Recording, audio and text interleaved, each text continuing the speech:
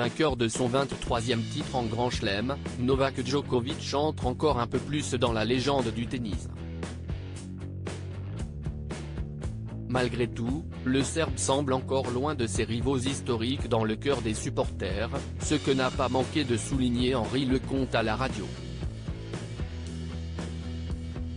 Si est une victoire pour l'histoire et Novak Djokovic n'a pas loupé le coche. Pourtant, la pression était très importante sur les épaules du tennisman ce 11 juin lorsqu'il s'est présenté sur le court Philippe Chatrier pour affronter Casper Ruud en finale des internationaux de France de Roland-Garros. Cette année, le joueur serbe a bénéficié du forfait du maître des lieux depuis près de 20 ans, Rafael Nadal, qui a été contraint à l'abandon quelques jours avant le début de la quinzaine parisienne. Les deux joueurs étaient pourtant jusqu'ici au coude à coude au niveau des titres en Grand Chelem, mais avec sa 23e victoire ce week-end, celui que l'on surnomme le Jockey prend les devants et il se pourrait bien qu'il creuse encore plus l'écart à l'avenir.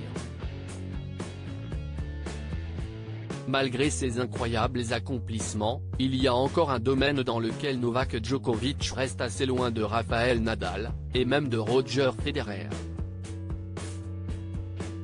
Devenu l'idolé du public parisien au fil des années, l'Espagnol y est adulé, tout comme le Suisse lorsqu'il se rend à Wimbledon, ce qui n'est pas vraiment le cas du tennisman de 36 ans.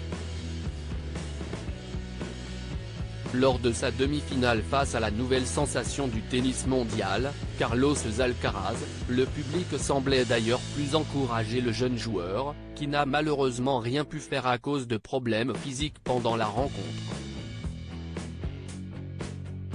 Connu pour sa personnalité assez clivante sur les courts et ses actions souvent discutées en dehors, à l'image de son choix de ne pas se faire vacciner contre le Covid, le Serbe a toujours été en retrait en ce qui concerne sa cote d'amour auprès du grand public.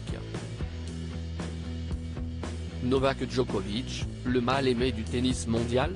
Un point que n'a pas hésité à mettre en avant Henri Lecomte, le 12 juin dernier lorsqu'il s'est exprimé sur RTL. L'ancien joueur français, connu pour ne pas avoir la langue dans poche, commence par tresser des louanges à Novak Djokovic, avant d'évoquer sa personnalité, si est quelqu'un de compliqué et on l'a vu, qui aime bien. Il voudrait être aimé quoi. Il donnerait n'importe quoi pour être aimé. Un petit tacle bien senti de la part d'Henri Lecomte, même s'il explique par la suite qu'il connaît bien Novak Djokovic et qu'il se reconnaît d'ailleurs beaucoup dans cette envie d'être aimé par le public.